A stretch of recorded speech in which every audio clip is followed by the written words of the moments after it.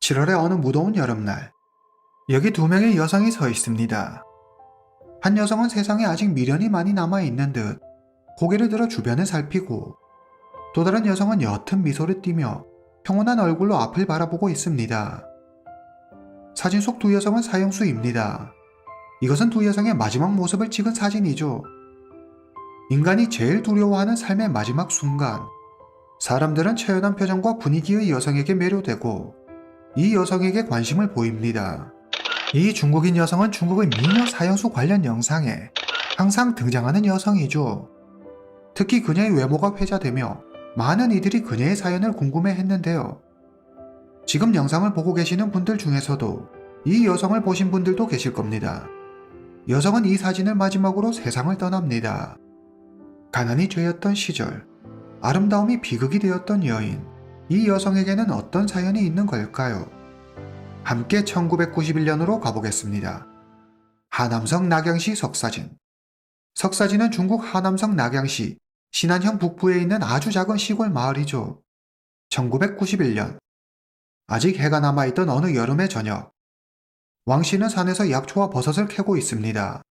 깊은 산속이라 그녀 말고는 주위에 아무도 없었죠. 왕씨가 바위에 붙어있던 버섯을 캐기 위해 팔을 뻗는데, 그때 갑자기 어디선가 귀를 찢는 비명소리가 들려옵니다.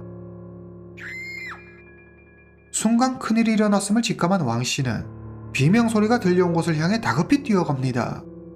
멀지 않은 곳에서 불이 타오르는 게 보였습니다. 그리고 헐레벌떡 산을 내려가는 두 명을 보게 되죠. 한 명의 손에 뭔가 휘발유 통같이 생긴 게 들려 있었습니다. 왕씨는 불을 먼저 꺼야 하나, 경찰에 신고를 먼저 해야 하나, 허둥지둥 어찌할 바를 몰랐습니다. 이때 마을에 사는 류노인이 불길을 보고 달려옵니다. 두 사람은 먼저 불이 난 곳을 확인해 보기로 하는데 뭔가 불에 타고 있었습니다. 마치 사람 같았죠. 너무 놀란 두 사람은 바로 경찰에 신고합니다. 잠시 후 현장에 도착한 경찰과 소방대원들은 사람이 불에 타고 있는 것을 발견합니다. 그들은 너무 놀라 황급히 불을 껐습니다. 몇 분 후 지원병력이 도착하고 피해자는 20대 여성으로 추정되며 옷을 입지 않고 있었습니다. 하지만 안타깝게도 상반신이 불에 타 신원 확인이 어려웠죠. 살결이 하얗고 발에 매니큐어가 칠해진 것으로 보아 여기 사람이 아닌 도시 사람으로 보였습니다. 경찰은 피해 여성의 옷이 모두 벗겨져 있었던 것으로 보아 몹쓸 짓을 당한 뒤 살해되었을 것으로 판단했습니다. 경찰은 사건 현장과 그 주변을 수색하고 여성이 발견된 곳 주변으로 녹색 페인트가 떨어져 있는 것을 발견하죠. 해당 사건은 빠르게 퍼지며 한적했던 산골 마을을 공포로 몰아넣습니다. 사건 해결을 위해 낙양시 공안국이 움직입니다. 사건 발생 다음 날, 멀끔한 차림의 중년 남성이 가쁜 숨을 내쉬며 경찰서에 들어섭니다. 대덕창. 그는 알루미늄 광산회사 사장입니다. 석사진은 천연자원이 풍부하게 매장되어 있는 곳으로 유명하죠.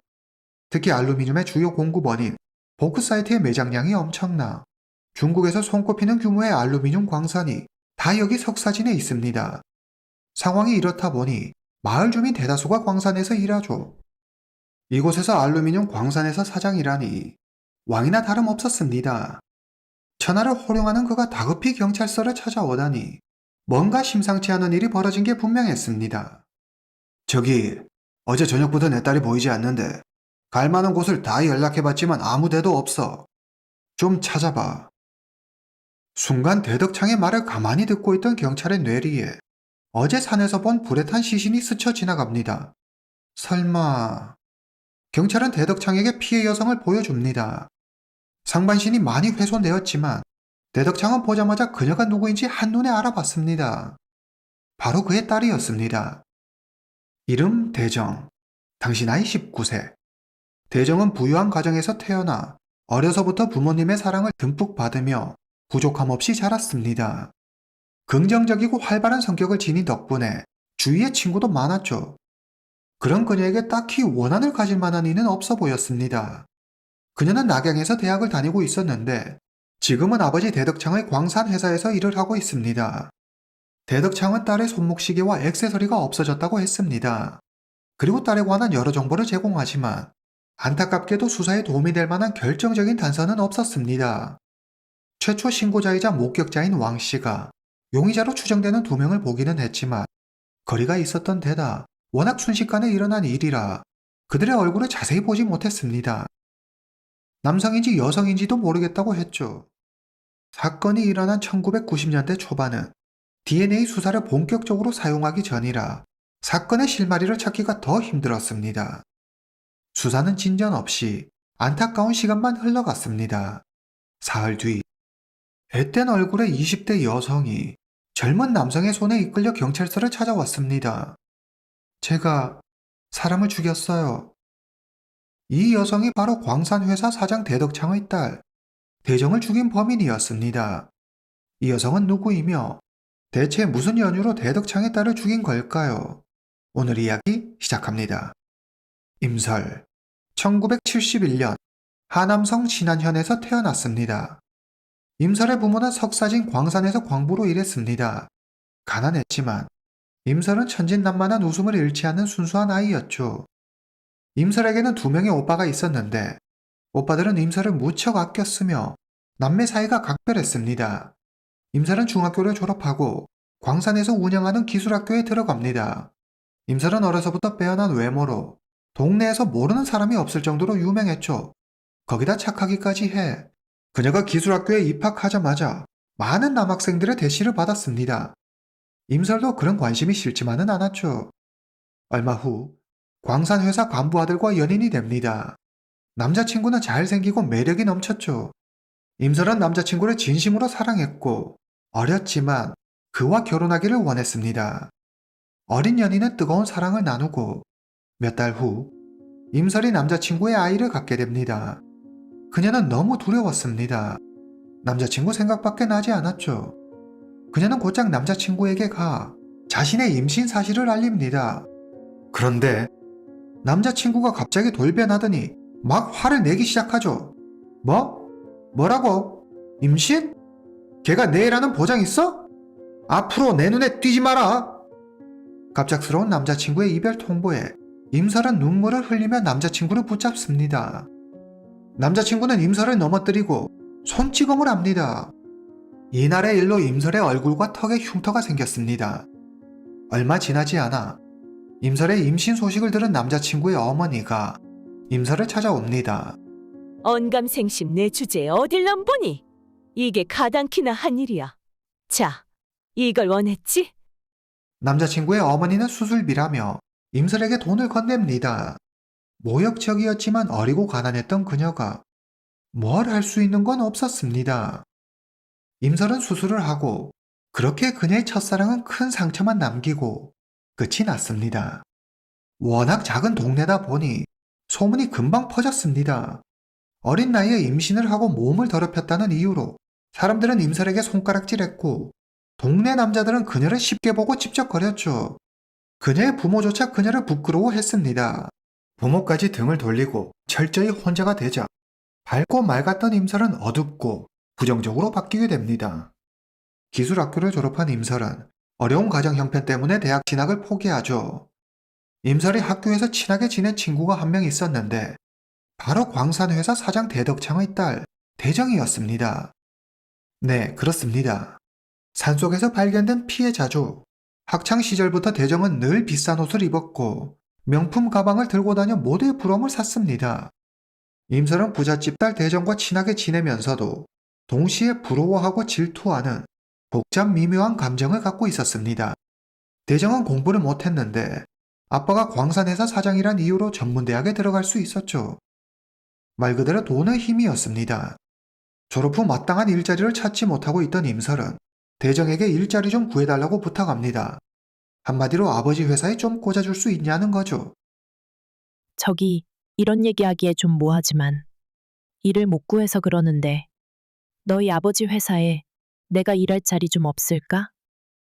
며칠 후 임설은 대정 아버지 대덕창의 회사 내 간부 식당으로 출근하라는 전화를 받습니다.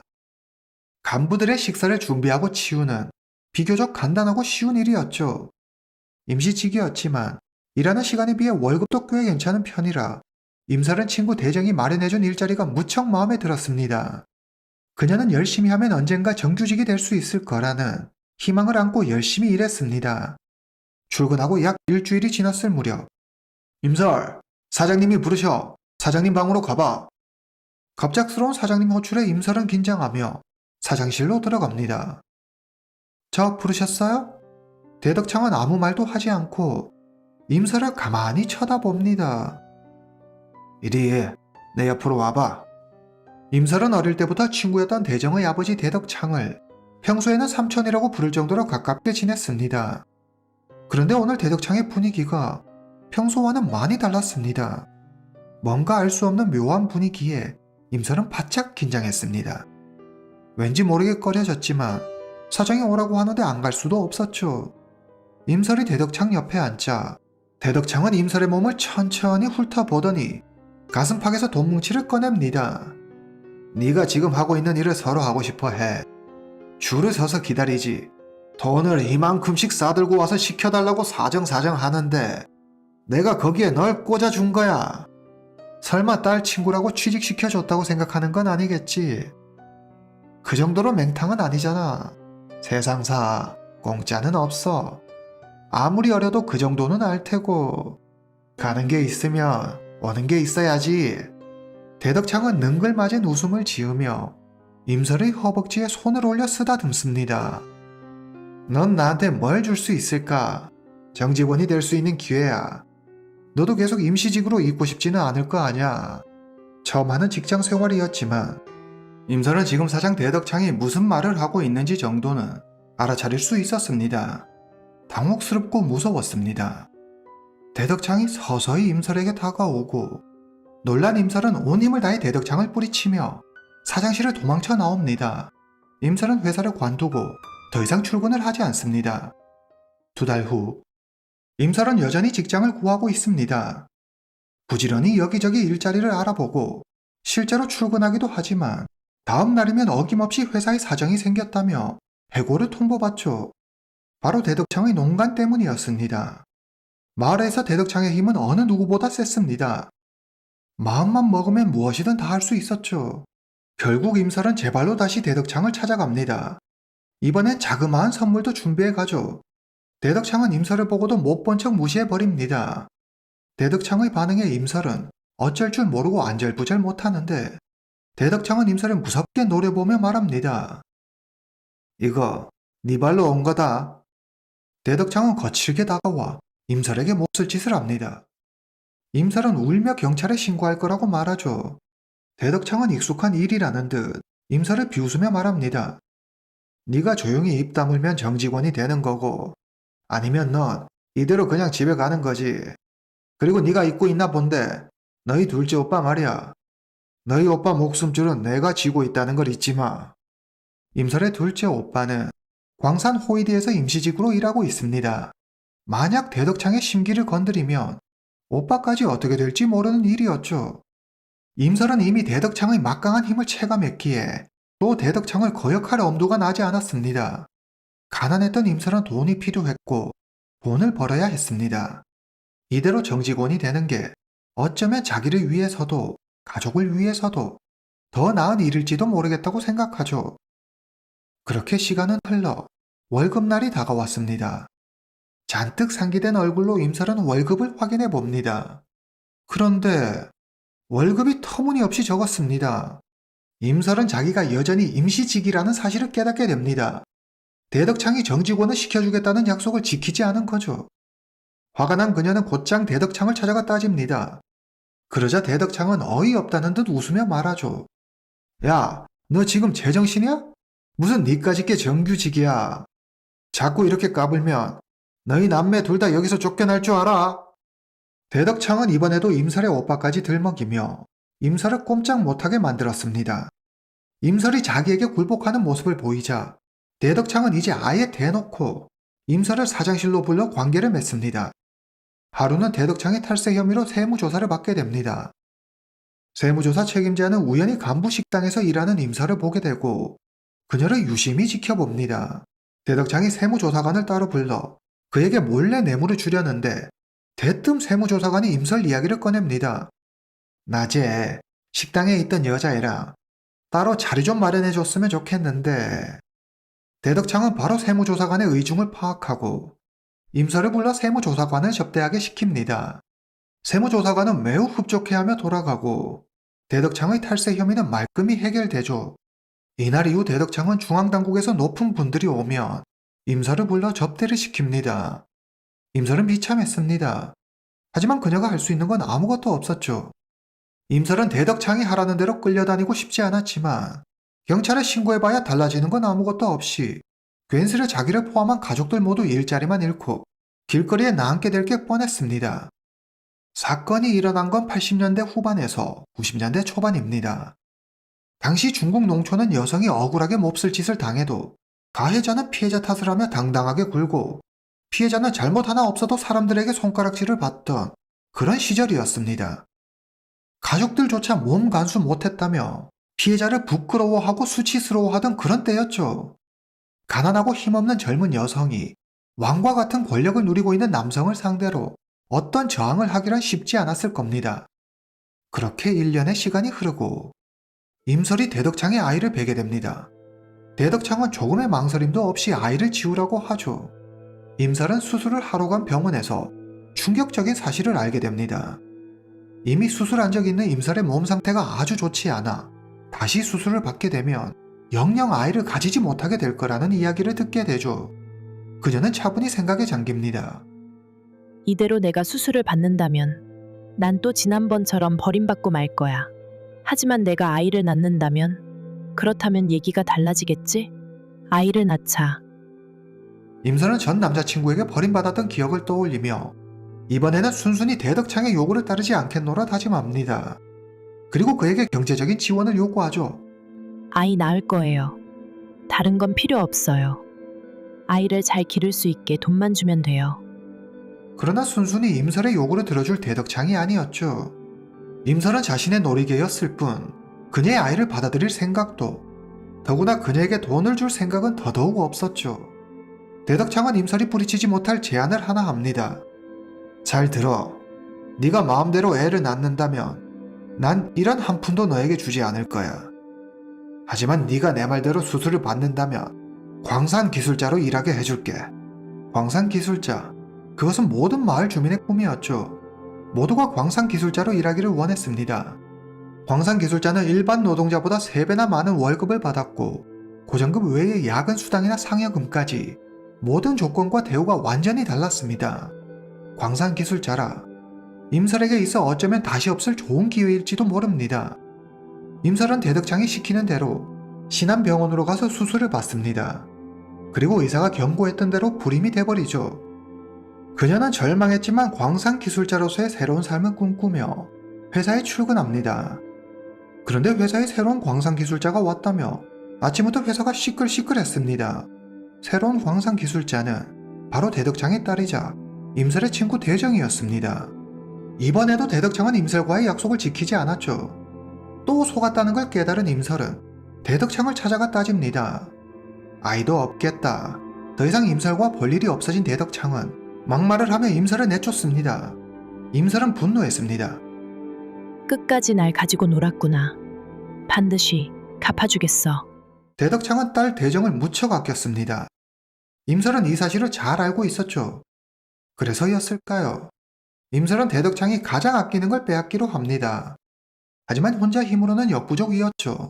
그녀는 어릴 때부터 동네에서 함께 자란 소꿉친구 조림림을 찾아갑니다. 조림림은 어릴 때 아버지를 여의고 지금은 광산에 다니며 기숙사에서 지내고 있습니다. 임설은 조림림에게 지금까지 대덕창에게 당했던 일을 모두 털어놓습니다. 그런데 조림림 역시 대덕창에게 비슷한 일을 당했던 게 아니겠습니까? 두 사람은 의기투합해 범행 계획을 세우고 범행에 필요한 스패너, 밧줄, 휘발유 등을 준비합니다. 1991년 여름 퇴근 시간이 되자 임설은 회사 정문에 서서 대정이 나오기를 기다립니다. 대정이 모습을 드러내자 임설은 우연히 마주친 것처럼 대정에게 다가가 아무렇지 않게 시간이 있냐고 묻습니다. 그리고 함께 저녁을 먹자고 하죠. 아무것도 모르는 대정은 반가워하며 흔쾌히 임설을 따라갑니다. 임설은 대정을 조림림과 미리 봐두었던 산속으로 데려갑니다. 조림님과 약속한 장소에 다다르자 임설이 소리칩니다. 지금이야. 순간 나무에 몸을 숨기고 있던 조림님이 나타나 스패너를 휘두릅니다. 대정은 쓰러지고 대정이 죽었다고 생각한 임설과 조림님은 미리 준비해둔 휘발유통을 가져와 대정의 몸에 붓습니다. 그런데 그 사이 정신을 차린 대정이 살려달라며 갑자기 소리를 지릅니다. 당황한 임설과 조림님은 밧줄로 대정의 목을 조르고 대정이 숨을 거두자 몹쓸 짓을 당한 것처럼 위장하기 위해 대정의 옷을 모두 벗기고 그녀의 몸에 불을 붙여 모든 흔적을 없앱니다. 훗날 전문가들은 임설이 시신을 불태운 행위는 그녀의 증오심이 얼마나 컸는지를 보여주는 거라고 하죠. 모든 일을 마친 임설과 조림님은 서둘러 산을 내려오고 이 모습을 버섯을 캐던 왕씨가 보게 된 것입니다. 이후 임설은 자신의 범행 사실을 오빠들에게 털어놓고 동생의 범행을 알게 된 둘째 오빠는 자수하며 선처를 받을 수 있다며 동생 임설에게 자수를 권하죠. 그렇게 둘째 오빠는 동생 임설을 데리고 동네 경찰서를 찾아가 자수합니다. 여기까지가 사건의 전말입니다. 경찰은 서둘러 공범 조림님을 체포하기 위해 조림님이 지내고 있는 회사 기숙사를 급습합니다. 그리고 기숙사에서 쉬고 있던 조림님을 체포하죠. 경찰은 기숙사 방에서 혈흔이 묻은 스패너와 사건 현장에서 발견된 녹색 페인트와 같은 페인트가 묻어있는 휘발유통, 대덕창이 없어졌다고 말한 대정의 시계와 액세서리를 찾아냅니다. 경찰을 보자 조림님은 모든 것을 체념한 듯 순순히 체포에 응했습니다. 1992년 여름, 임설과 조림님은 고의살인 혐의로 사형을 선고받습니다. 판결에 불복한 두 사람은 즉시 항소하죠. 1993년 7월, 하남성 고급인민법원은 항소를 기각하고 원심 판결을 유지합니다. 그로부터 일주일 후, 임설, 조림님 두 사람의 형이 집행됩니다. 임설은 여느 사형수들과 달리 매우 침착한 모습을 보이죠. 옅은 미소를 마지막으로 그녀는 22세의 짧은 생을 마감합니다. 당시는 지금처럼 인터넷이나 SNS가 보편화되기 전이었기 때문에 이 사건은 그리 많이 알려지지 못했습니다. 하지만 2006년 임설의 고향을 방문한 한 기자에 의해 해당 사건이 알려지게 되죠. 임설의 고향 사람들은 여전히 그녀를 기억하고 있었으며 못 살던 시절 기구했던 그녀의 운명을 매우 안타까워했습니다. 사형 많은 피하자는 마음으로 임설을 데리고 경찰서로 가 자수를 시켰던 임설의 둘째 오빠는 사형이 선고된 후 항소를 위해 노력했지만 결국 동생의 형이 확정되자 고향을 떠났다고 합니다. 임설의 큰오빠는 임설의 범행 사실을 알고 임설이 남쪽 지방으로 도망갈 수 있게 도와주려고 했으나 뜻대로 되지 않고 동생의 형이 집행되자 한 달 뒤 고향을 떠납니다. 이렇게 임설의 가족은 뿔뿔이 흩어집니다. 해당 사건이 일어난 지 32년이 지났지만 여전히 이 사건은 회자되고 있습니다. 임설의 마지막 모습이 공개되며 중국인들은 그녀를 중국의 아름다운 사형수 중 한 명으로 부르죠. 사건이 일어난 지 이미 많은 시간이 흘렀지만 임설을 두고 중국인들의 의견은 분분합니다. 그녀가 억울한 일을 당한 피해자였고 자수까지 했는데 사형이라는 형벌은 너무 가혹한 게 아니냐며 그녀를 두둔하는 이들과 복수의 대상이 틀렸다며 아무 죄 없는 딸을 죽인 건 어떤 이유로도 납득이 되지 않는다며 임설을 질타하는 이들로 나뉘죠. 여러분들의 생각은 어떠십니까? 오늘 이야기는 여기까지입니다. 다음 시간에 뵙겠습니다.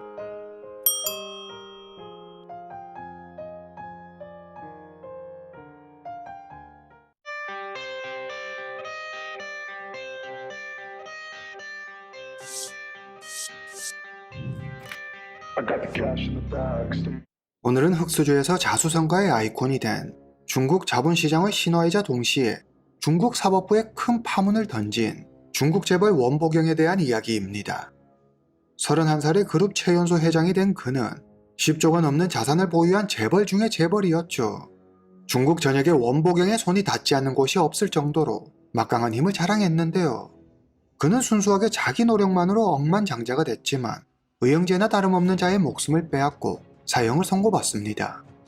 원보경은 목숨을 부지하기 위해 나라에 우리 돈 약 10조 원을 헌납하지만 정부와의 약속은 지켜지지 않았고 그는 40살의 젊은 나이에 생을 마감하게 됩니다.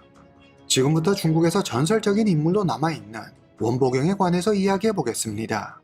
원보경, 1966년 2월 16일 출생. 랴오닝성 랴오양의 한 가난한 가정에서 5남매 중 셋째로 태어납니다. 형편이 너무 어려워 원보경의 부모는 원보경이 8살 때 그를 시골 친척집으로 보내버리죠. 어린 나이에 부모 형제와 떨어져 지내야 했지만 그는 전혀 기죽지 않고 공부에만 집중합니다. 원보경은 자신만의 확고한 목표가 있었죠. 난 꼭 베이징에 있는 대학교에 들어갈 거야. 반드시 부자가 되고 말겠어. 1983년 대학 수학능력 시험이 끝나고 원보경은 꽤 괜찮은 성적을 받기는 했지만 그렇다고 베이징에 있는 대학에 들어갈 성적은 아니었죠. 그는 자신이 목표한 바를 이루기 위해 재수를 선택합니다. 2년 후 1985년 원보경은 드디어 꿈에 그리던 베이징에 있는 정법대학교에 입학합니다. 당시 중국의 학생 대다수는 고등학교를 졸업하면 전문 대학에 가거나 취업해 돈을 벌었죠. 그런데 원보경이 명문대학교에 들어가자 마을 사람들은 개천에서 용이 났다며 축하해 주었습니다. 원보경은 미래에 대한 부푼 꿈을 안고 베이징행 기차에 오릅니다. 기차 안에서 원보경은 운명적인 만남을 갖게 되는데요. 같은 고향 출신인 경찰 왕흥을 만나게 됩니다. 왕흥의 당당하고 자신감 넘치는 모습에 원보경은 깊은 인상을 받고 두 사람은 서로 짐을 들어주며 베이징까지 가는 내내 많은 이야기를 나누죠. 왕흥, 1958년 출생, 당시 나이 27세. 원보경보다 8살 많습니다. 1978년 왕흥은 다른에 있는 경찰학교에 입학합니다. 졸업 후 그는 랴오량시 형사과에 들어가죠. 왕흥은 중대사건 수사팀에 참여하면서 연이어 적지 않은 성과를 올립니다. 하루는 총을 든 괴한을 제압해 공로상을 받기도 하죠. 왕흥은 간부 승진 대상자로 선정되면서 이번에 베이징 중국인민대학에서 연수를 받게 돼 베이징으로 가는 길이었습니다. 원보경은 젊은 나이에 어느 정도 성공 궤도에 오른 고향 선배 왕흥을 보며 크게 자극받죠. 두 사람은 비슷한 점이 많았는데요. 같은 고향 출신이라는 것 말고도 엄청난 출세욕을 가지고 있었고 성공에 대한 갈망도 상당했습니다. 이날의 만남 이후 두 사람은 친구가 되었고 베이징에 도착한 후에도 자주 만남을 가지며 끈끈한 관계를 유지해 갔습니다. 대학생이 된 원보경은 돈을 벌기 위해 온갖 굳은 일도 마다하지 않습니다. 돈을 벌 수 있는 일이라면 뭐든 다 했죠. 교수를 도와 1만 자당 2위안을 받으며 원고 베끼는 일도 하고 천장당 5위안을 주는 편지 봉투 붙이는 일 등 돈이 된다면 닥치는 대로 다 했습니다. 약간의 목돈을 모은 원보경은 3년차를 한 대 사서 베이징 시내에 있는 잡화점에서 배달 일을 시작합니다. 배달 일 말고도 설이나 크리스마스 같은 특별한 시즌이 되면 학교 학생들을 상대로 엽서를 팔거나 고향 특산품을 팔기도 했습니다. 왕흥은 어린 나이임에도 목표를 향해 악착같이 노력하는 원보경을 보며 지금 당장은 가난한 학생일지 모르지만 훗날 뭐가 되든 크게 될 거라고 생각하죠. 그는 원보경을 보며 장난스럽게 농담을 건넵니다. 나중에 성공하면 나 모른 척하기 없기다.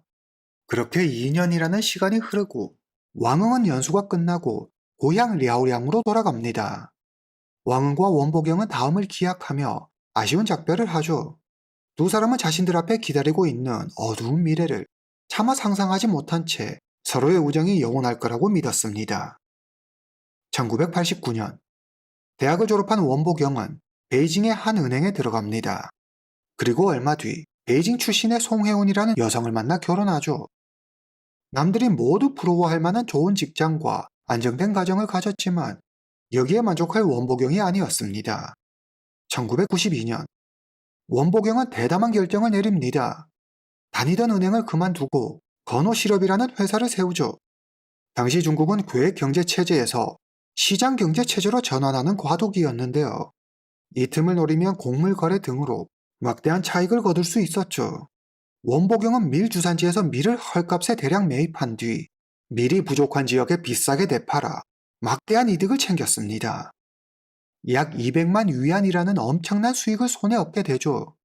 이것이 그의 사업가로서의 첫 성공이었습니다.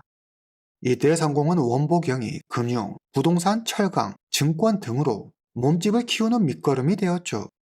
금융시장으로 눈을 돌린 원보경은 파산 위기에 몰린 기업들을 인수하고 유명 제약회사들의 지분을 사들입니다. 지난 2년간 원보경은 공격적인 M&A를 통해 60여 개의 기업을 자기 것으로 만드는 데 성공했습니다. 37억 위안의 자산을 가진 대부호의 탄생이었죠. 비상한 머리와 뛰어난 투자 실력으로 중국 전역에 그의 명성이 자자했습니다. 사람들은 그를 투자의 귀재, 기업 합병의 천재라고 불렀죠. 30살이 되던 해 그는 건호장학재단을 설립해 전국에 있는 고등학교에 1,000만 위안의 장학금을 전달하고 31살에는 회사를 상장, 건호그룹 최연소 회장이 됩니다. 그리고 32살에는 세계 청년 기업가상을 받기도 하는 등 승승장구하죠. 1999년 원보경은 아내와 이혼합니다. 그리고 중앙민족대학교 교수이자 장족 출신 무용예술가 당마와 재혼하죠. 원보경은 400만 위안이 넘는 돈을 들여 아내의 마지막 공연을 열어주었고, 원보경의 아내는 이 공연을 끝으로 은퇴를 선언하고 2002년에 원보경의 아이를 낳습니다. 그럼 지금부터 원보경 인생의 큰 전환기가 되었던 그때로 돌아가 보겠습니다. 1994년 사업가로서 엄청난 성공 과도를 달리고 있던 원보경은 본격적으로 사업을 확장하기 위해 자기 사람을 모으기 시작합니다. 그때 원보경의 머리에 고향 선배 왕흥이 떠오르죠. 그는 의형제처럼 지냈던 왕흥에게 연락해 베이징으로 와 함께 큰일을 도모하자고 이야기합니다. 왕흥은 고향에서 경찰로 평범하게 살아가고 있었습니다. 원보경의 성공을 익히 들어 알고 있었던 왕흥은 내심 그의 연락을 기다리고 있었죠. 왕흥은 원보경의 제안을 흔쾌히 승낙하고 바로 경찰복을 벗고 베이징으로 달려갑니다. 원보경은 왕흥에게 자금을 대주며 주식 투자하는 법을 가르쳐 주죠. 왕흥은 훌륭한 경찰이었지만 투자에는 영 소질이 없었습니다. 그는 원보경이 지원해준 돈뿐만 아니라 자기가 가지고 있던 돈까지 전부 잃고 말죠. 사실 이건 왕흥의 사업가로서의 자질을 판단하기 위한 원보경의 테스트였습니다. 빈털터리가 된 왕흥은 원보경에게 도움을 청하죠. 왕흥을 크게 쓰기에는 무리가 있다고 판단한 원보경은 왕흥을 선전에 있는 회사 지점장으로 보내버립니다. 선전은 베이징에 비해 작은 도시죠. 그리고 말이 지점장이지 실질적으로 영향력은 거의 없는 허울뿐인 자리였습니다. 내가 자기한테 어떻게 했는데 이제 지가 돈 좀 있다고 사람을 이렇게 무시해? 왕흥은 자기가 선배이고 사회적으로 먼저 자리를 잡으면서 우위를 차지했던 이전과 달리 완전히 아랫사람으로 전락해버린 지금의 신세가 너무 처량했습니다. 원보경이 자기를 홀대한다는 생각에 기분이 무척 나빴지만 별 방도가 없었던 왕흥으로서는 우선 그가 시키는 대로 얌전히 선전에 갈 수밖에 없었죠. 왕흥은 원보경이 시키는 대로 선전으로 가 그가 다시 부를 때를 기다립니다. 1996년 이미 우리 돈으로 수백억 자산가가 되었지만 이 정도에 만족할 수 없었던 원보경은 더 큰 부자가 되기 위해 스촨성 선물 시장에 뛰어듭니다. 그러나 그곳에는 류환이라는 또 다른 거물이 자리하고 있었죠. 류환이라는 인물은 이전에 사형 직전 펑펑 우는 7조 자산을 가진 중국 재벌로 여러분께 소개해드린 적이 있는데요. 류환의 이야기가 궁금하신 분들은 여기 화면 오른쪽 카드 제목을 선택해주세요. 중국인들은 원보경을 동부의 왕, 류환을 스촨의 황제라 불렀습니다. 두 거물 간의 세력 다툼은 막대한 자금을 동원할 류환의 완벽한 승리로 끝이 나죠. 일로 원보경은 9천만 위안을 잃게 되고 류환은 반대로 2천만 위안을 벌게 됩니다. 9천만 위안이라는 돈이 무척 큰 돈이기는 하지만 원보경이 가지고 있는 돈에 비하면 그리 큰 금액도 아니었습니다. 하지만 지금까지 실패라는 걸 경험해보지 못했던 원보경은 분에 잠을 이룰 수가 없었습니다. 원보경은 류환이 선물 거래소 간부와 결탁해 시세를 조작하는 바람에 자기가 돈을 잃게 됐다고 강하게 의심하죠. 원보경은 자신에게 모욕감을 준 류환을 용서할 수 없었습니다. 류환을 없애야겠어. 원보경은 고향 랴오양에서부터 알고 지낸 조직의 보스이자 자기 오른팔이자 행동대장인 양중설에게 류환을 제거하라고 지시하죠. 양중설은 자신의 부하 리해양을 데리고 류환이 있는 스촨 청두로 갑니다. 1997년 2월 1일 밤 9시 류환이 호텔에서 나옵니다. 그가 막 차에 타려는 순간 숨어있던 양중설과 리해양이 튀어나와 류환을 향해 총을 쏘죠. 하지만 류환의 경호원이 대신 맞고 류환은 목숨을 건집니다. 양중설과 리해양은 바로 현장에서 체포되고 양중설은 사형 집행유예를, 리해양은 무기징역을 선고받습니다. 이들은 재판받는 내내 형이 선고되는 순간까지도 자신들이 스스로 한 일이라며 끝까지 원보경의 이름을 말하지 않습니다. 원보경과의 의리를 지킨 셈이죠. 여기에서 그만뒀으면 좋았으련만 원보경은 류환을 그대로 둘 생각이 없었습니다. 신복이 사형 선고를 받고 교도소에 있으니 원보경은 이 일을 누구에게 맡겨야 할지 난감했습니다. 믿을만 하면서도 영리하고 또 총을 잘 다루는 사람이어야 했죠. 이때 원보경의 머리에 한 명이 떠오릅니다. 바로 자기가 선전으로 보냈던 왕흥이었죠. 전직경찰로 딱이었습니다. 류안이라는 자가 내 사업을 방해하는데 그 자를 좀 없애줘야겠어. 대가로 16만 위안을 줄게. 왕흥은 경찰이었던 자신이 사람을 죽인다는 게 꺼려졌지만 이번 기회에 다시 원보경의 신임을 얻어 한 자리 차지해야 한다는 생각에 원보경의 제안을 받아들이죠. 왕흥은 유한이 있는 스촨 청도로 갑니다. 이전 총격 사건 이후 신변의 위협을 느낀 유한은 경호에 더 힘을 쏟습니다. 엄청난 철통 경비에 왕흥은 일주일이 지나도록 유한의 그림자도 구경하지 못하죠. 도저히 혼자서는 어찌할 방도가 없다고 판단한 왕흥은 결국 유한을 제거하는 일을 포기해버립니다. 왕흥이 또 일을 제대로 해내지 못했다는 사실에 원보경은 크게 실망하지만 그렇다고 왕흥을 내치지는 않습니다. 그는 작은 제약회사 공장에 부공장장 자리를 만들어 왕흥을 그곳으로 보내죠. 자기가 할 도리는 다 했다고 생각한 원보경은 이날 이후부터 왕흥의 일에 아예 신경을 꺼버립니다. 의형제나 다름없었던 둘 사이는 이제 완전히 상하, 수직관계로 변했죠. 1997년 가을, 왕흥은 공장 직원들과 자주 마찰을 일으킵니다. 원보경의 눈밖에 난 이상 사실상 왕흥이 꿈꾸던 한방은 없어졌다고 봐야죠. 왕흥은 공장을 관두고 다시 고향으로 가 작은 찻집을 엽니다. 하지만 어디 장사가 그리 쉽겠습니까? 얼마 가지 못해 왕흥의 찻집은 망하고 게다가 아내 몰래 바람까지 피우느라 엄청난 돈을 갖다 써 그나마 가지고 있던 돈마저도 다 바닥나 버리죠. 참 가지가지 골고루 하네요. 왕흥은 이 모든 것이 다 원보경 탓만 같았습니다. 그냥 계속 경찰을 했으면 떵떵거리며 잘 먹고 잘 살았을 텐데 그 자식 다 해줄 것처럼 사람을 꼬드기더만 단물만 쏙 빼먹고 이렇게 날 버려? 왕흥의 마음속은 원보경에 대한 원망으로 가득했습니다. 왕흥은 원보경에게 연락해 100만 위안을 내놓지 않으면 유안을 죽이라고 한이를 다 불어버리겠다고 협박하죠. 그러나 이런 협박에 굴할 원보경이 아니었습니다.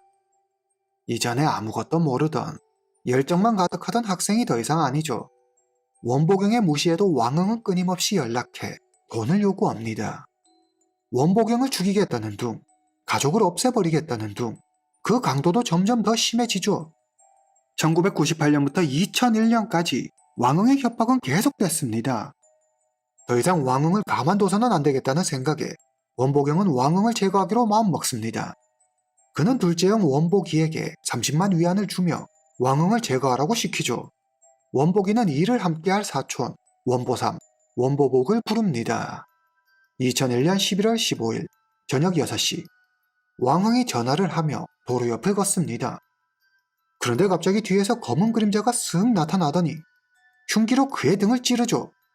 왕흥은 재빠르게 도로 쪽으로 뛰어나가며 살려달라고 소리칩니다.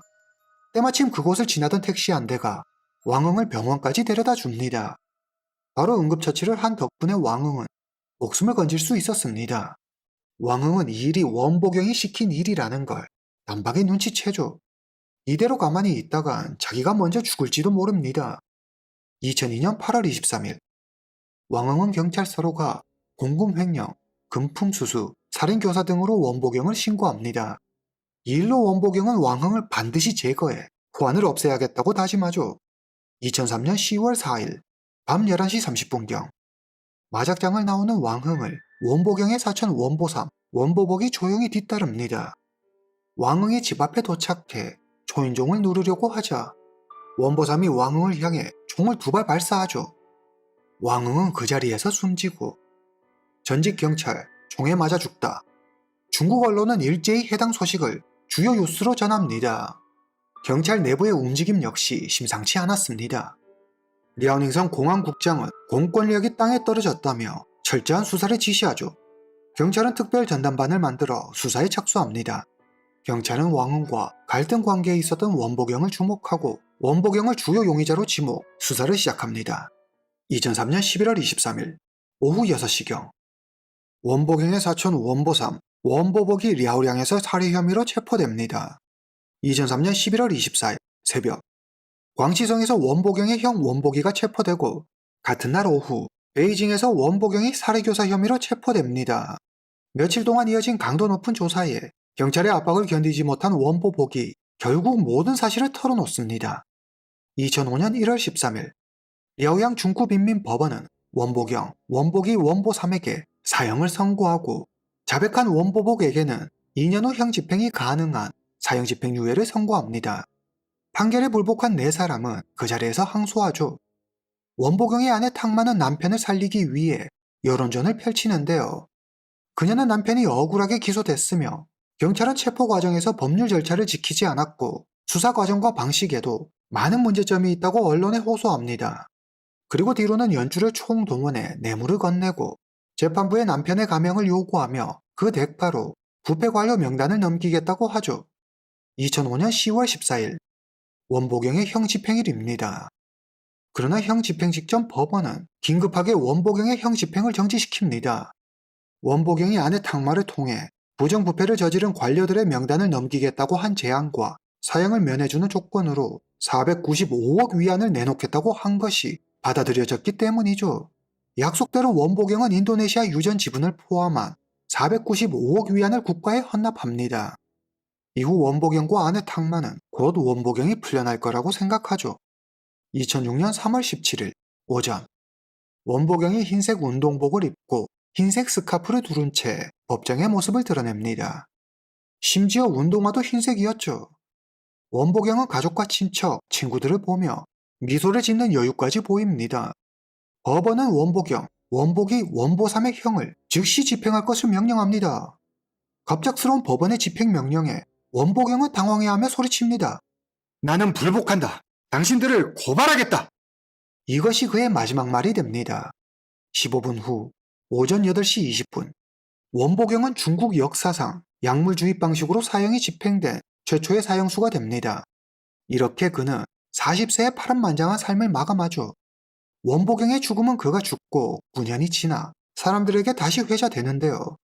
권력투쟁에서 밀려난 저우융캉을 추적하면서 류안의 존재가 드러났고 9년 전 사법부가 원보경이 국고 환수의 약속을 지켰음에도 사형을 면해주겠다고 한 약속을 깨고 한날 한시에 원보경 형제의 형을 집행한 것은 당시 저우융캉을 등에 업고 기세등등했던 류안의 입김이 작용했을 거라는 분석이 많았습니다. 여러분들의 생각은 어떠신가요? 오늘 이야기는 여기까지입니다. 다음 시간에 뵙겠습니다.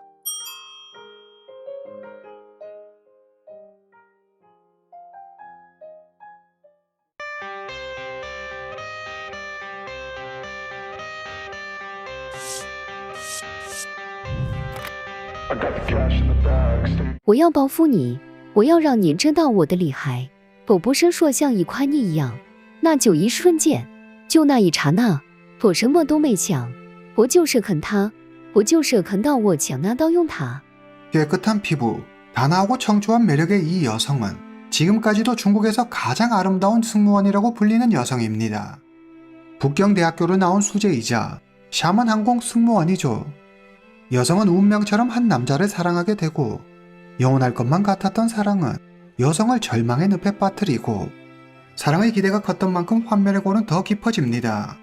사랑과 미움 사이에서 갈등하던 여성은 결국 남성을 죽이고 자신의 손으로 지독하게 끈질겼던 사랑을 끝내죠.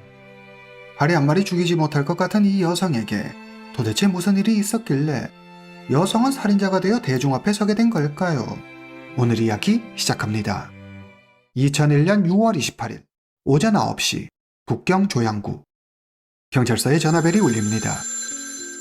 여기 사람이 쓰러져 있어요. 온통 피투성이에. 아무튼 빨리 좀 와주세요.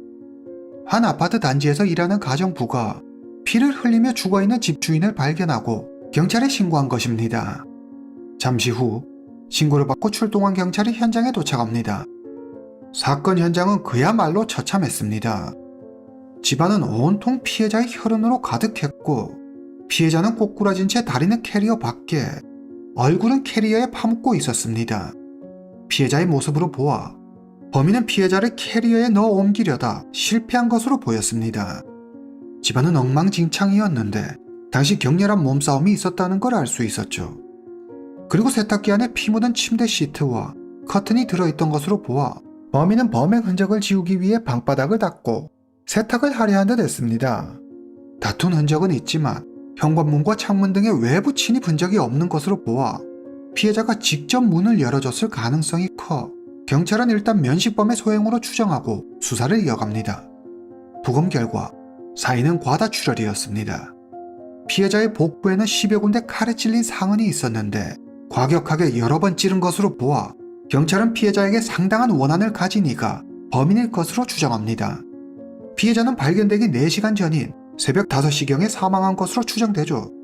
경찰은 사건 현장을 가장 먼저 발견한 가정부를 통해 피해자의 신원을 파악합니다. 이름 고효빈, 당시 나이 35세, 중국 남동부의 복건성에서 태어났습니다. 그는 북경에서 규모가 꽤 있는 부동산 회사를 운영하고 있었습니다.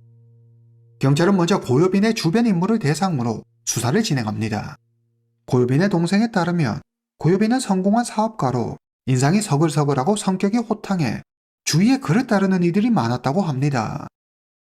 부동산 사업을 하다 보니 업무상 만나는 이들이 많기는 하지만 그렇다고 딱히 사람들과 갈등을 빚거나 한 적은 없었습니다. 별다른 단서를 얻지 못한 경찰은 다른 증거가 없는지 다시 사건 현장으로 돌아가 수사합니다. 그리고 그곳에서 결정적인 증거를 확보하죠. 사건이 일어난 때는 2001년입니다. 당시 중국은 지금처럼 CCTV가 흔하지 않았기 때문에 경찰은 당연히 사건이 일어난 아파트에 CCTV가 있을 거라고 생각하지 못했습니다. 당연히 없을 거로 생각해 확인조차 하지 않았죠. 그러나 피해자 고효빈은 고급 아파트에 살았습니다. 북경에서 CCTV가 가장 처음으로 설치된 아파트였죠. 이 사실을 안 경찰은 출입문에 설치된 CCTV 영상을 확인합니다. 그리고 곧 수상한 움직임의 여성을 포착하죠. 여성은 평소에도 고효빈의 집을 자주 드나들었습니다. 그러다 사건 당일 아침 6시를 끝으로 더 이상 CCTV에 나타나지 않습니다. 고효빈의 사망 추정 시간과 비슷했습니다. 여성은 20대 중반으로 추정되며 큰 키의 마른 체형이었습니다. 경찰은 해당 여성을 유력한 용의자로 특정하고 수사를 벌입니다. 이름 양양. 피해자 고효빈의 연인이었습니다. 고효빈의 어머니 역시 양양의 존재를 잘 알고 있었죠. 전에 승무원 하던 애예요. 아들이 며느리 몰래 만났던 앤데 헤어지라고 그렇게 말해도 지겹게도 말 안 듣더니 결국 이 꼴을. 사건 당일 고효빈의 집을 드나든 사람은 오직 양양 한 사람뿐이었습니다. 양양이 고효빈의 사망과 관련이 있는 게 분명해 보이죠. 경찰은 신속히 용의자 검거에 나서지만 도무지 그녀의 행방을 찾을 수 없었습니다. 양양의 행방이 묘연한 가운데 경찰은 양양이 스위스에서 유학한 적이 있다는 사실을 알게 됩니다. 거기다 양양의 어머니가 현재 캐나다에 거주하고 있죠. 경찰은 양양에 대해 해외 도피 가능성이 높다고 보고 공항, 항구 등 수사력을 집중합니다. 양양이 해외로 밀항하는 걸 막기 위해 해경과 군까지 단속에 나서지만 그녀의 행방은 오리무중입니다. 시간이 흘러 3개월 후 양양이 드디어 모습을 드러냅니다. 캐나다 비자를 받기 위해 캐나다 대사관에 온 거죠. 양양을 알아본 대사관 직원의 신고로 그녀는 현장에서 바로 경찰에 체포됩니다. 양양은 순순히 범행 사실을 인정합니다. 젊고 아름답고 똑똑한 그녀가 대체 뭐 때문에 이런 잔인한 범행을 저질렀는지 많은 사람들이 의아해했습니다. 그럼 양양의 진술에 따라 그날의 일을 재구성해 보겠습니다. 양양, 1976년 출생, 흑룡강 하얼빈에서 태어났습니다. 양양의 부모는 양양이 아주 어릴 때부터 사이가 좋지 않아 매일 큰 소리로 다투었습니다. 주먹까지 오가게 되고 결국 두 사람은 이혼하죠. 이혼 후 양양의 아버지는 재혼해 계속 하얼빈에서 살고 어머니는 양양을 데리고 샤먼으로 이사가 새롭게 시작합니다. 일 때문에 바쁜 엄마를 대신해 양양은 빨래, 청소 등 집안일을 도맡아 했습니다. 갑작스러운 환경 변화가 어린 양양에게 혼란스럽고 힘들었을 텐데 양양은 오히려 힘든 엄마를 위로하며 밝은 웃음을 잃지 않았습니다. 중학교를 졸업한 양양은 직업 고등학교에 들어갑니다. 양양은 예쁜 외모로 학교에서 금방 유명해집니다. 어렸을 때부터 남다른 미모를 뽐냈던 양양은 항상 사람들의 주목을 받았죠. 얼굴만 예뻤던 게 아니라 공부도 잘해 늘 상위권을 유지했고 교우 관계도 좋아 학생회장을 맡기도 했습니다. 그야말로 엄마 친구 딸 같은 존재였죠. 1993년 17살이 된 양양은 샤먼 항공 승무원에 지원합니다. 당시 응시자만 2,000명이 넘었는데 양양은 당당히 30명 안에 들어가 취업에 성공하죠. 당시 중국 젊은 여성들에게 선망의 대상이었던 승무원이 된 양양은 너무 기뻤습니다. 이제 꽃길만이 펼쳐질 것 같았죠. 양양은 교육과정을 모두 마치고 드디어 첫 비행을 시작합니다. 정식 승무원이 되고 얼마 지나지 않아 양양을 빼어난 미모는 금방 소문이 났고 양양을 본 사람들은 그녀를 중국에서 가장 아름다운 승무원이라고 불렀습니다. 1997년 3월 양양은 북경에서 샤먼으로 가는 비행기에 탑승합니다. 비행기가 이륙하고 그녀는 평소처럼 승객들을 살피며 기내 서비스를 제공하고 있습니다. 그런데 아까부터 한 남성이 양양을 계속 뚫어져라 쳐다보고 있습니다. 짧은 머리에 파란색 셔츠를 입은 31살의 고요빈이었습니다. 고요빈은 양양을 보자 첫눈에 반합니다. 고요빈은 커피를 주문하고 괜한 사소한 것들을 물어보는 척 노골적으로 양양에게 말을 겁니다. 그렇게 기회를 엿보다 양양의 연락처를 물어보죠. 사실 양양에게 이런 일은 부지기수였습니다. 양양의 예쁜 외모에 반해 온갖 핑계로 양양에게 말을 걸고 연락처를 물어보는 너무나 뻔한 수법이었죠. 양양은 이런 일이 있을 때마다 회사 규정을 핑계삼아 곤란한 상황을 모면하곤 했는데 고요빈은 굴하지 않고 집요하게 연락처를 알려달라며 졸라댑니다. 양양은 다른 승객도 살펴야 하는데 고요빈의 질척거림에 제대로 업무도 할 수 없고 곤란한 상황이 계속되자 하는 수 없이 삐삐 번호를 알려줍니다. 어차피 전화번호도 아니고 삐삐 연락이야 본인이 무시해버리면 그만이니 얼른 번호를 알려주고 이 곤란한 상황을 끝내줘. 고요빈은 비행기가 착륙한 순간부터 틈만 나면 양양에게 계속 연락해 만나자고 쪼릅니다. 고요빈이 너무 부담스러웠던 양양은 그의 연락을 피하는데 고요빈은 굴하지 않고 끈질기게 연락해 만나서 밥 한번 먹자고 메시지를 남기죠. 이렇게 피하는 것만이 능사는 아니라는 생각에 양양은 딱 한 번 고요빈에게 전화해 정중하게 거절 의사를 밝힙니다. 그러나 양양의 거절에도 아랑곳하지 않고 고요빈은 이후에도 자기가 마치 양양의 삐삐를 전세라도 낸 양 계속해서 연락하지만 양양은 다시는 그에게 연락하지 않습니다. 몇 달 후 양양에게 심경의 변화가 생깁니다. 승무원 말고 다른 일을 하고 싶어졌죠. 한참을 고민하던 양양은 항공사를 그만두고 북경대학교 경영학과에 들어갑니다. 대학에 들어간 양양은 공부도 열심히 하고 친구들과도 잘 지내며 알찬 시간을 보내고 있습니다. 양양은 대학에서도 여신이라 불리며 많은 남학생들의 대시를 받죠. 하지만 그녀는 아직 연애하고 싶은 생각은 없습니다. 공부에 집중하고 싶었죠. 그러나 이후 한 통의 전화로 인해 그녀의 삶은 완전히 바뀌어버리고 맙니다. 1998년 기숙사 사감이 아래층에서 양양을 부릅니다. 양양!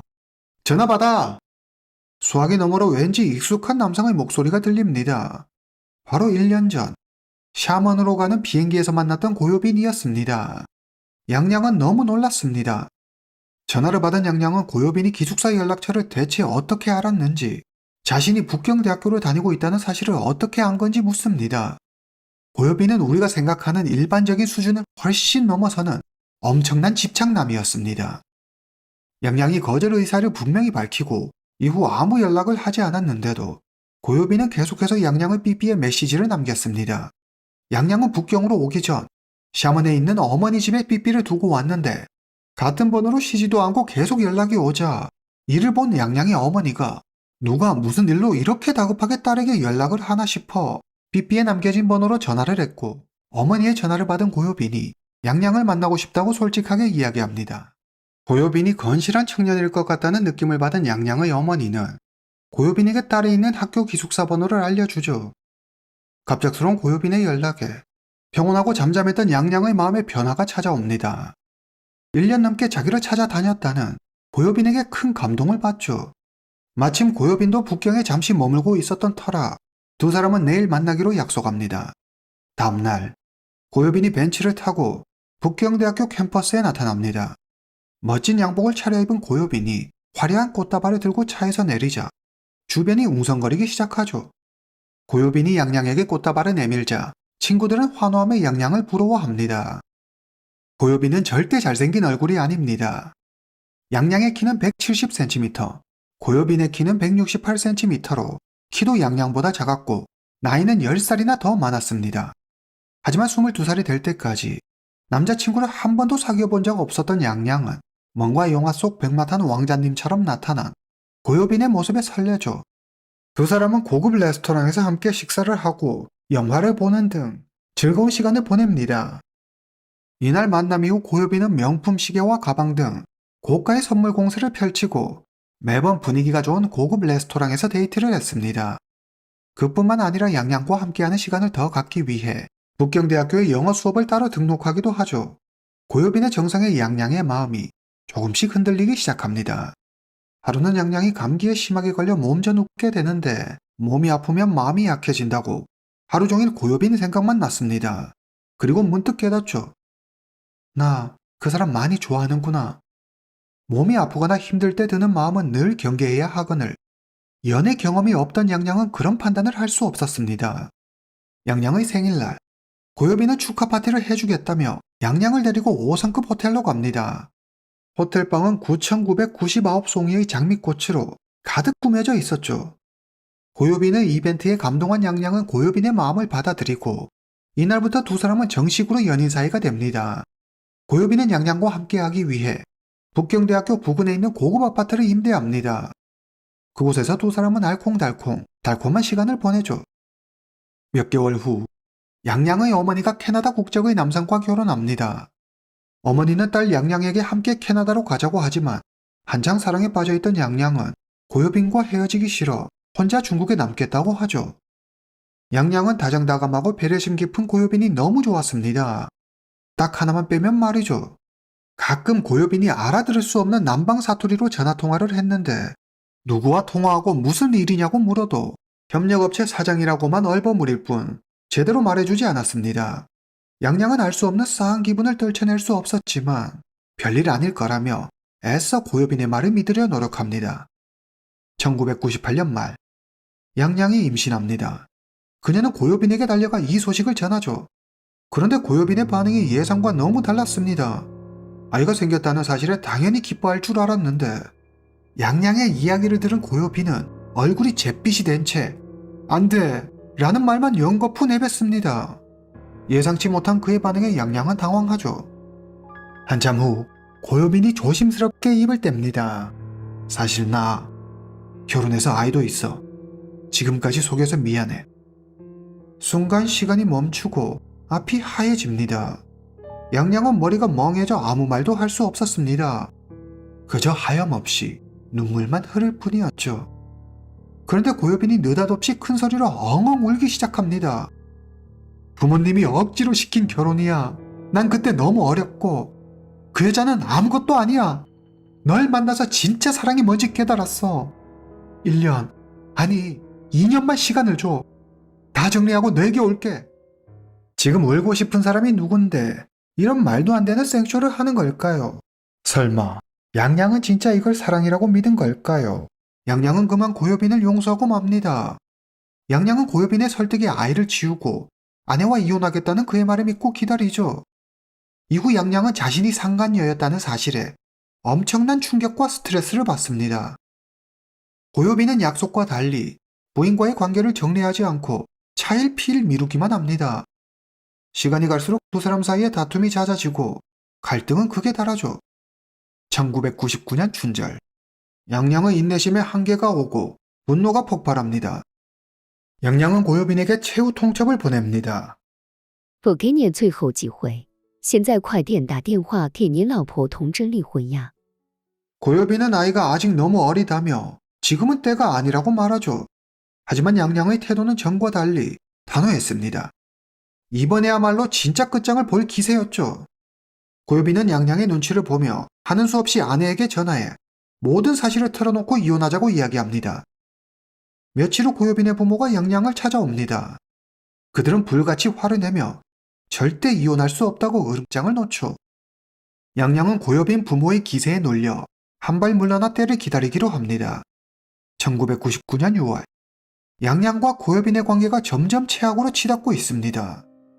허구한 날 욕하고 싸우고 이럴 거면 대체 왜 붙어 사는지 이해할 수 없을 정도였죠.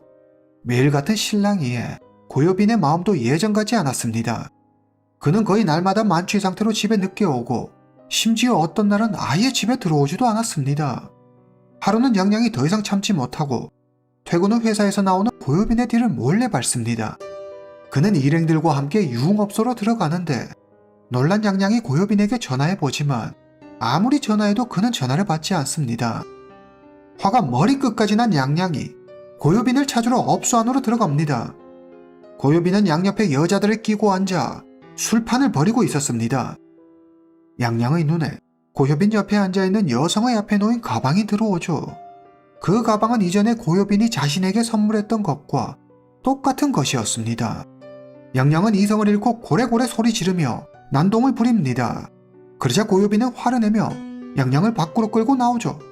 감히 손님 앞에서 날 이 망신을 줘? 그는 갑자기 벽돌을 집어들더니 양양의 머리를 내려칩니다. 양양은 이 일로 머리를 3발이나 꿰매는 상처를 입죠. 한 번 손댄 놈, 2번은 손 못 대겠습니까? 이후 고요빈은 조금만 자기 마음에 들지 않아도 걸핏하면 양양에게 손을 댔습니다. 양양의 자존감은 처참히 무너져 내렸습니다. 지금까지 많은 이들의 부러움의 대상이었던 자신이 어쩌다 이렇게까지 몰락했는지 이제는 진짜 이 시궁창 같은 현실에서 벗어나야 할 때라고 느꼈습니다. 양양은 고요빈에게 이별을 통보합니다. 2000년 4월 고요빈과 헤어진 양양은 스위스로 유학을 떠납니다. 드디어 고요빈과의 끈질긴 악연이 이렇게 끝이 나는 듯 했습니다. 스위스에 도착한 양양은 새로운 미래를 꿈꾸며 공부에 매진합니다. 그러던 어느 날 양양이 묵고 있는 호텔방으로 전화가 옵니다. 바로 고요빈이었습니다. 당신이 있는 곳을 찾느라 좀 고생했어. 1층부터 6층까지 방마다 모조리 다 전화했다고. 너무 보고 싶어. 나한테 다시 한 번만 기회를 줘. 먼 타국에 혼자 있으니 외롭고 쓸쓸해서일까요? 양양은 어이없게도 고요빈의 전화에 반가움을 느낍니다. 이후 두 사람은 자주 연락하며 지내는데 고요빈의 한 달 전화 요금이 약 3만 위안이 나왔을 정도니 둘이 얼마나 많이 연락하며 지냈는지 상상이 가죠. 양양은 점점 고요빈이 그리웠고 결국 두 사람은 다시 연인이 됩니다. 몇 달 후 방학을 한 양양이 잠시 중국으로 돌아옵니다. 비행기에서 내리자마자 양양은 곧장 고요빈을 찾아가죠. 고요빈을 찾아간 양양은 곧 기막힌 사실을 알게 됩니다. 고요빈이 아내 명의로 북경에 집을 산 게 아니겠습니까? 게다가 그 집에서 곧 아이와 함께 세 식구가 함께 살 예정이었죠. 양양은 고요빈이 아내와 이혼할 생각이 전혀 없다는 걸 확실히 깨닫게 됩니다. 고요빈이 또 자신을 속였다는 사실에 양양은 너무 화가 났습니다. 하지만 그럼에도 그녀는 고요빈과 헤어지지 않습니다.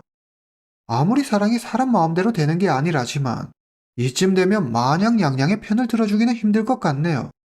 2001년 4월 양양이 유학을 마치고 중국으로 돌아옵니다. 그녀는 북경에 집을 구해 혼자 살면서 가끔 고요빈을 만나 데이트를 즐깁니다. 양양은 여전히 고요빈에게 미련을 버리지 못하고 있었죠. 6월 27일 저녁 양양은 고요빈의 집으로 갑니다. 아직 퇴근을 안 했는지 집에 아무도 없었습니다. 그녀는 TV를 보며 고요빈이 집에 오길 기다리죠. 밤 12시 술에 잔뜩 취한 고요빈이 집에 옵니다. 두 사람은 간단히 주전부리를 먹고 TV를 보죠. 그런데 갑자기 휴대전화 진동 소리가 울리고 고요빈이 조심스럽게 화장실로 가더니 전화를 받습니다.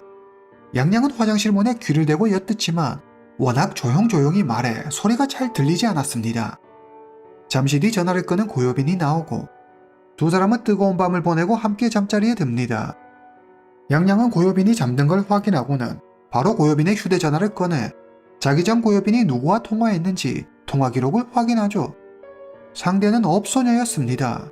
이상한 낌새에 잠에서 깬 고요빈이 자기 휴대전화를 보고 있는 양양을 발견하죠. 그는 불같이 화를 내며 양양을 땅바닥에 내동댕이 칩니다. 그러더니 과도를 가져와 위협하죠.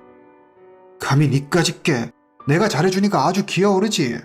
너 오늘 뜨거운 맛 좀 보자. 고요빈의 행동에 악에 바친 양양이 죽을 각오로 고요빈에게 달려듭니다. 고분고분하던 양양의 예상치 못한 반응에 고요빈이 당황한 사이 양양은 고요빈에게서 과도를 빼앗아 그대로 고요빈에게 돌진합니다. 분노로 이성을 잃은 양양은 제정신이 아니었습니다. 我要报复你，我要让你知道我的厉害。卜卜生说像一块泥一样，那就一瞬间，就那一刹那，我什么都没想，我就是啃他，我就是啃到我想拿刀用它。 양양은 피로 가득한 방바닥을 침대 시트와 커튼으로 닦고 세탁기에 넣습니다. 양양은 과도를 쓰레기 봉투에 담아버리고 고효빈의 휴대전화와 시계, 약간의 돈을 챙겨 밖으로 나옵니다. 그녀는 고효빈의 차를 타고 자기 집으로 돌아가죠. 집으로 들어가기 전 양양은 집 근처 쓰레기통에 과도가 든 쓰레기 봉투를 버리고 다친 손을 치료한 후 다른 곳으로 이사 갑니다.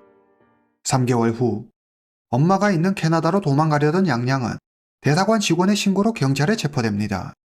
가해자가 북경대학교 출신의 승무원이었다는 사실이 알려지자 이 사건에 많은 중국인들의 이목이 집중됩니다.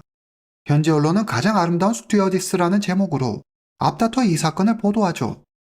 사건의 내막이 알려지자 많은 중국인들은 젊고 예쁘고 똑똑한 양양이 대체 뭐가 부족해 고효빈 같은 남자를 만난 거냐며 고효빈이 아닌 다른 남자를 만났더라면 이런 일은 벌어지지 않았을 거라며 안타까워했습니다.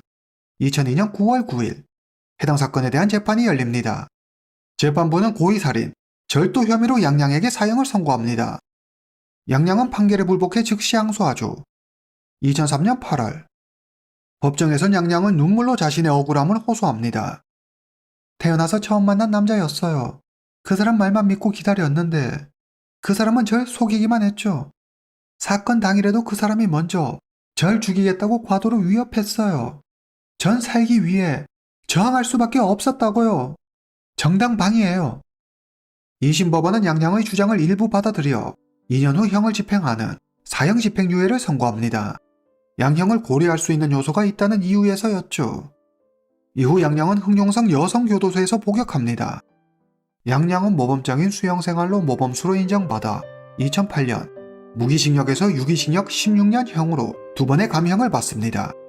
현재 양양은 출소해 사회로 돌아왔습니다. 오늘 이야기는 여기까지입니다. 다음 시간에 뵙겠습니다.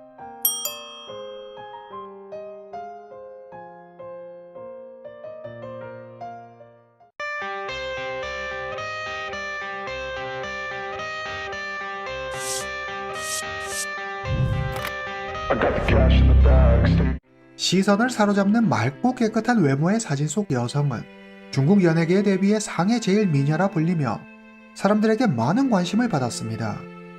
하지만 서서히 이름을 알리며 주목받기 시작할 무렵 돌연 홍콩의 한 부와의 결혼을 발표하며 연예계를 떠나죠.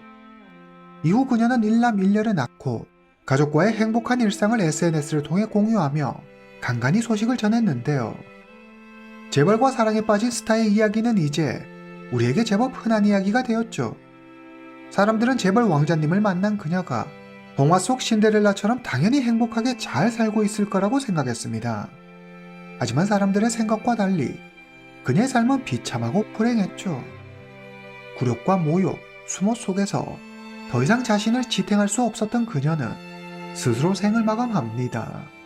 그러나 이후 밝혀진 그녀의 죽음과 관련된 진실에 사람들은 분노했고 그녀의 아픔에 깊이 공감했습니다. 그녀에게 대체 무슨 일이 있었던 걸까요? 무엇이 그녀를 벼랑 끝으로 내몬 걸까요? 오늘 이야기 시작합니다. 이름 셜리 쥔, 영어 이름은 미키입니다. 1983년 7월 30일 상해의 한 평범한 가정에서 태어났습니다. 불행히도 셜리 쥔은 어릴 때 부모님이 이혼하면서 마음의 결핍을 안고 자랐습니다.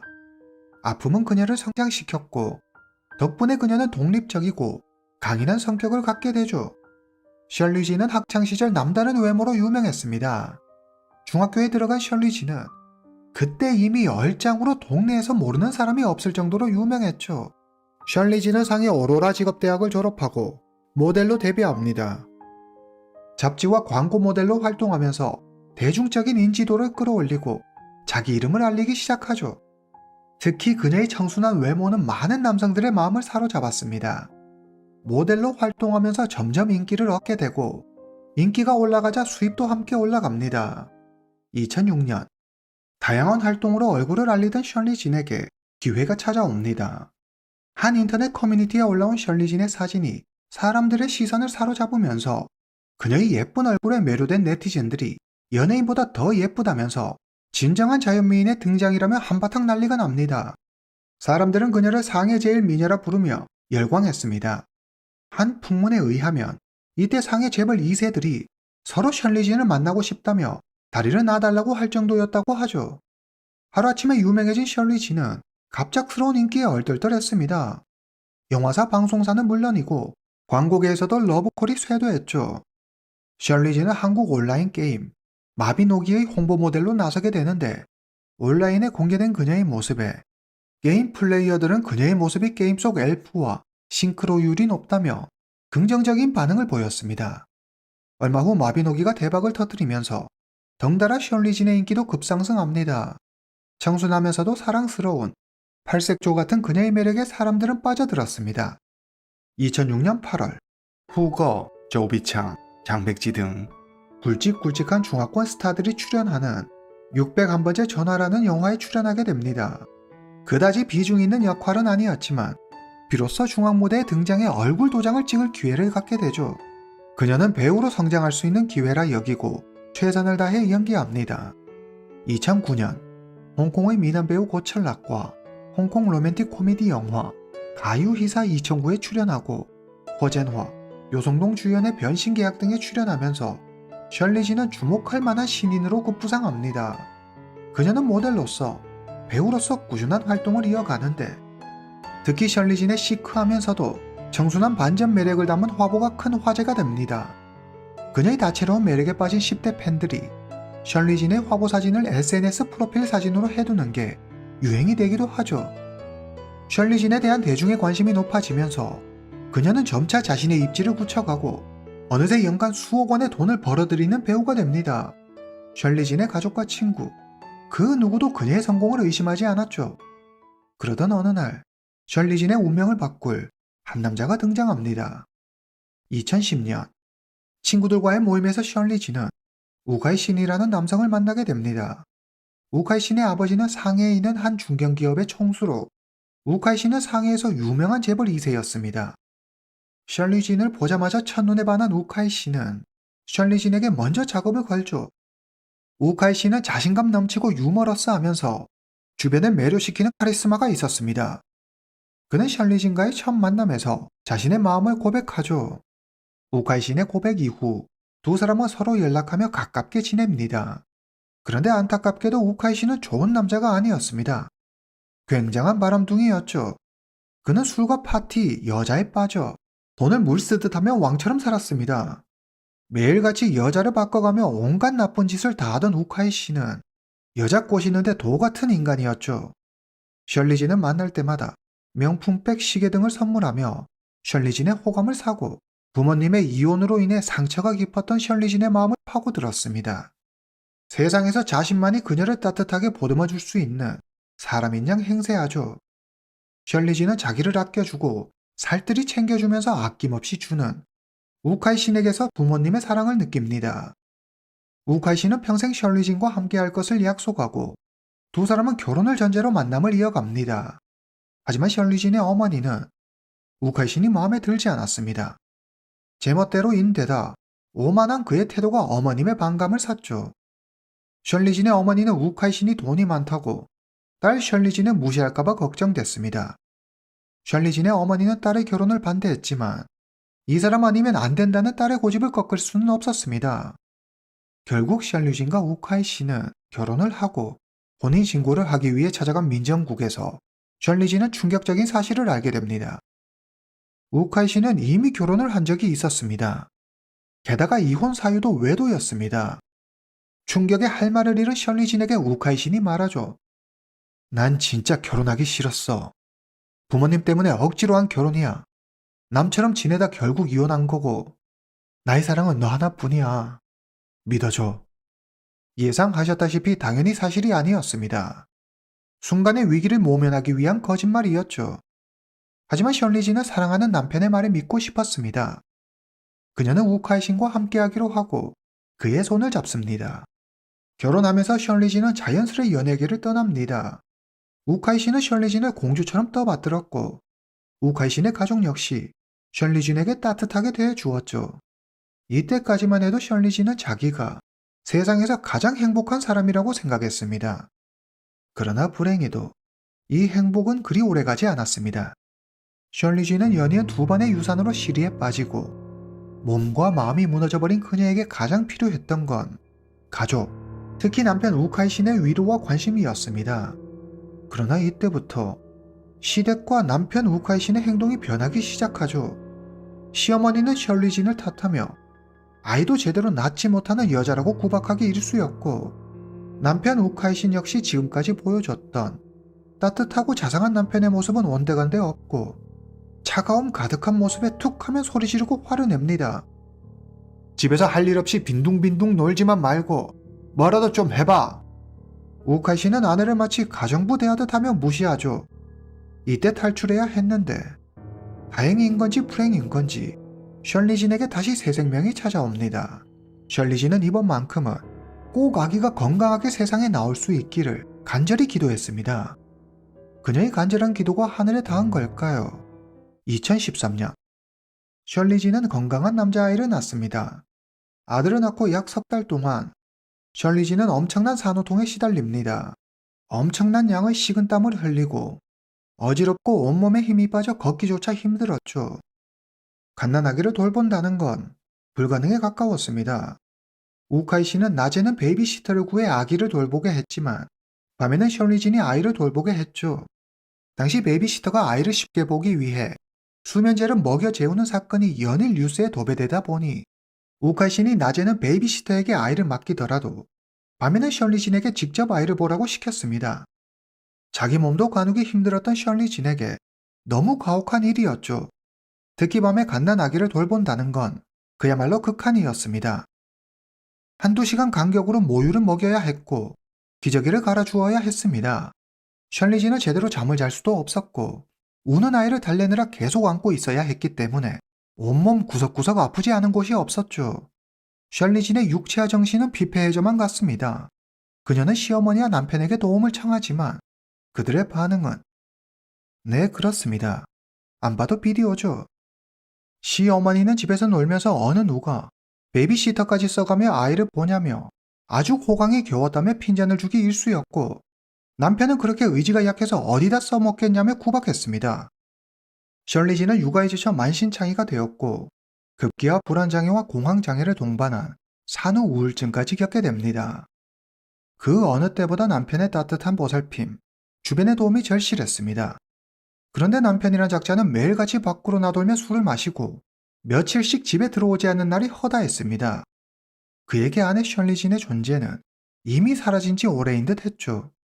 개가 똥을 끊지 그 호색한 기질 어디 가겠습니까? 우카이 씨는 셜리진과 결혼한 후에도 유흥업소를 뻔질나게 드나들며 업소 여성들과 흥청망청 술을 마시고 뜨거운 밤을 보냅니다. 셜리진이 전화하면 사업상 미팅이 있다며 둘러대고는 다음날 새벽이 되어서야 집에 왔죠. 아픈 아내와 갓난 아이를 두고 딴짓하다 늦게 들어오면서 최소한의 염치도 없지. 몸에 여자 향수 냄새가 잔뜩 밴 상태로 집에 왔습니다. 어쩌다 집에 있는 날에는 하루 종일 소파에 누워 TV만 봤습니다. 셜리진은 남편이 아이를 봐주고 자신과 함께 시간을 보내주기를 바랬지만 우카이 씨는 그런 셜리진을 귀찮아했습니다. 아, 너무 피곤해. 나 건드리지 마. 이대로 남편과의 관계가 멀어질까봐 두려워진 셜리진은 용기를 내 남편에게 먼저 다가가기로 하죠. 남편 우카이 씨이 좋아하는 음식을 만들어서 남편이 퇴근하고 집에 오기만을 기다립니다. 그런 셜리진의 모습을 본 우카이 씨이 한마디 하죠. 휴, 이걸 음식이라고 만든 거냐? 그냥 넌 뭘 하려고 하지 말고 애나 잘 봐.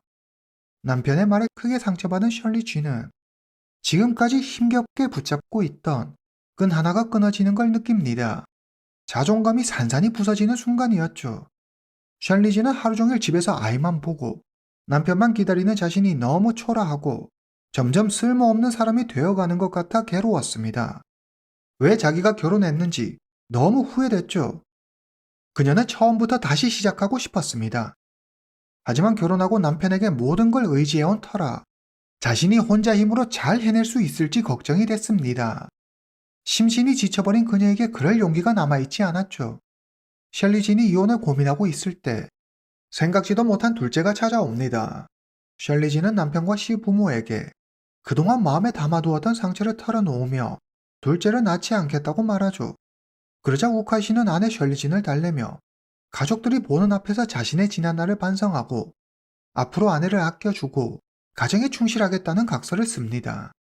셜리진은 긴 고민 끝에 남편을 다시 한번 믿어보기로 합니다. 아주 잠깐이었지만 행복한 시간이 찾아왔습니다. 그러나 둘째를 임신하고 5개월이 지난 어느 날 셜리진은 남편이 바람을 피우고 있다는 사실을 알게 됩니다. 그런데 더 충격적이었던 건 그 상대가 우카이신과 셜리진 두 사람의 결혼식 날 결혼식장에서 우연히 알게 된 여성이라는 거였습니다. 결혼식에서부터 지금까지 두 사람은 셜리진 몰래 만남을 이어오고 있었던 거죠. 셜리진이 SNS에 가족 사진을 올리면 그때마다 득달같이 찾아와 셜리진이 못생겼느니 남편이 아깝다느니 꼭 악플을 다는 여성이 있었는데 그 여성이 바로 남편의 내연녀였습니다. 셜리진은 악플을 볼 때마다 무척 불쾌했지만 그냥 이상한 사람이라고 생각하고 딱히 상대하지 않았죠. 그런데 그 여성이 남편의 내연녀라니 셜리진은 큰 충격을 받습니다. 이름 마밍웨이, 영어 이름 미오.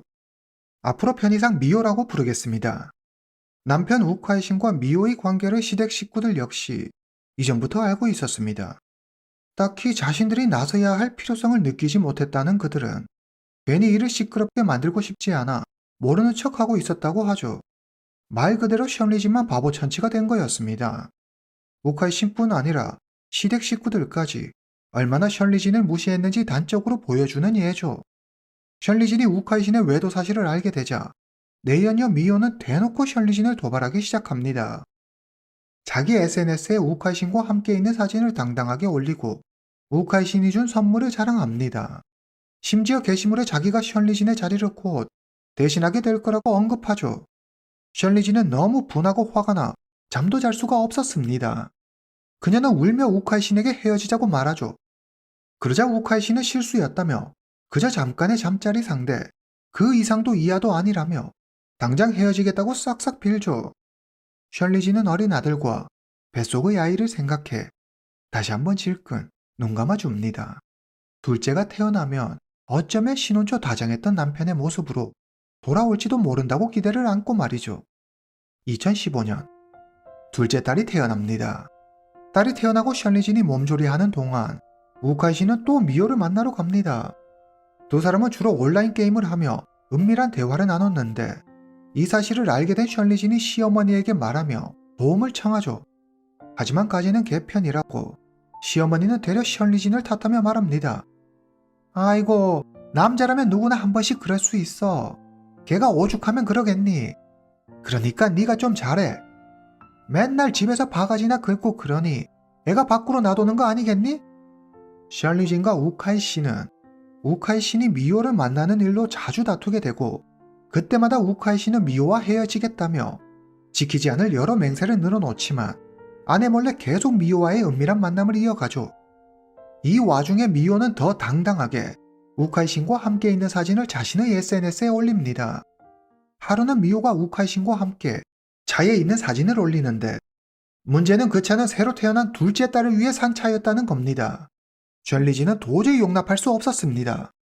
화나서 펄펄 뛰는 셜리진을 본 시어머니는 친구 사이에 뭐 그럴 수도 있지 대체 왜 그러는 거냐며 아들 우카이신이 바람 피우는 데는 다 이유가 있다며 며느리 셜리진 탓을 하자 셜리진은 더 이상 참을 수 없었습니다. 그동안 참아왔던 분노가 폭발해버리죠. 당장 이혼해! 그러자 기다렸다는 듯 우카이신이 차가운 목소리로 말하죠. 그래, 애들은 다 두고 너 혼자 나가! 셜리진은 아이들을 못 보게 될까봐 덜컥 겁이 났습니다. 이혼하게 되면 현실적으로 우카이신이 양육권을 갖게 될 확률이 높았죠. 그녀는 하는 수 없이 그냥 참고 살기로 합니다. 그녀는 아이들을 위해 참고 견디지만 엄청난 스트레스에 시달리며 몸도 마음도 망가져갔습니다. 2018년 셜리진이 암에 걸립니다. 그녀가 암에 걸렸음에도 우카이신은 조금도 변하지 않았습니다. 변할 인간이었으면 애초에 그런 일도 하지 않았겠죠. 그는 여전히 미오와의 만남을 이어갔습니다. 더 이상 참을 수 없었던 셜리진이 하루는 시어머니가 보는 앞에서 우카이신의 뺨을 때립니다. 이 일이 있고 셜리진은 우카이신 집안의 적이 됩니다. 감히 귀한 아들의 얼굴에 손을 댔다는 이유에서였죠. 시댁 식구들은 셜리진을 육체적, 정신적으로 학대하기 시작합니다.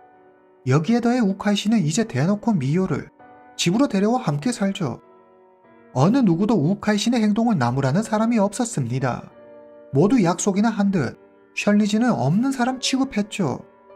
되려 미요는 셜리진에게 집에서 나가라며 소리를 지르고 밖에서 방문을 걸어 잠가 그녀를 방 안에 감금하기도 하죠. 우카이신은 아내와 두 아이가 있는 집에 미요를 데려와 한 방에서 지냈습니다. 도를 넘은 우카이신의 행동과 시댁의 핍박. 셜리진은 더 이상 견딜 방도가 없었습니다. 그녀는 극단의 끝까지 몰렸고 그녀의 마음이 무너져 내립니다. 셜리진은 죽을 힘을 다해 잡고 있던 마지막 끈을 놓아버리죠. 2018년 9월 10일 결국 셜리진은 35살의 나이로 스스로 생을 마감합니다. 세상을 떠나기 전 그녀는 한 통의 유서를 남기는데요. 유서에는 남편과 내연녀에 대한 원망이 가득 적혀 있었습니다. 결혼해서 8년 동안 계속된 남편의 외도와 냉대를 견뎌낼 힘이 더 이상 저에게는 없습니다. 남편은 내내 아이들에게 무관심했고 아이들을 낳고 기르는 모든 건 다 제 몫이었어요. 저에게는 이런 한 장 주는 걸 아까워했던 사람이 내연녀에게는 그렇게 큰 돈을 펑펑 쓰고 남편의 내연녀까지 나서 이혼하라며 저를 위협하니 더 이상 제가 버텨낼 재간이 없습니다. 셜리진은 남겨진 아이들에게 사랑한다며 멀리서 지켜볼 거라는 말과 함께 미안함을 글로 남겼습니다. 엄마가 없어도 건강해야 해. 고기만 너무 먹지 말고 과일하고 야채도 많이 먹어야 해. 열심히 공부하고 건강해. 이후 놀라운 사실이 밝혀지는데요. 셜리진이 목숨을 끊은 날 우카이신과 미요는 웨딩드레스를 고르고 있었습니다. 그리고 이보다 더 어이없고 악랄한 사실은 두 사람이 셜리진의 길에 맞춰 결혼식을 올리기로 했다는 거였죠. 이건 셜리진을 2번 죽이는 일이었습니다. 아무리 죽었다지만 진짜 이건 인간으로서 할 짓이 아니죠. 셜리진의 사망 소식이 전해지자 그녀를 기억하는 팬들은 그녀의 SNS에 찾아가 안타까운 마음을 글로 남겼습니다. 사람들은 남편 우카이신과 미요의 행동에 분노를 터뜨렸고 미요의 SNS에는 그녀를 욕하는 글로 가득했습니다. 남자애 아무리 미쳐도 그렇지 인간이 어찌 저리 추할 수 있는지. 저 찌질한 인간과 추잡한 여자를 가만둬서는 안 돼. 네티즌 수사대는 미요에 대한 정보를 찾아냅니다. 미요는 16살 때부터 유흥업소를 드나들며 일했는데 그래서 우카이신과도 더 잘 맞았나 봅니다. 사건이 일어나고 셜리진의 한 친구는 셜리진이 나쁜 남자를 만나 결혼 생활 내내 불행했다며 그녀의 죽음을 안타까워하고 슬퍼했습니다. 연예계에서의 성공 대신 택한 사랑, 왕자를 만나 행복하게 잘 살았습니다로 끝나는 드라마 속 신데렐라는 현실에는 존재하지 않았습니다. 셜리진이 부디 하늘에서 평안하기를 바랍니다. 그리고 우카이신과 미요 두 사람이 자신들의 행동을 되돌려받는 날이 꼭 오기를 바랍니다. 오늘 이야기는 여기까지입니다. 다음 시간에 뵙겠습니다.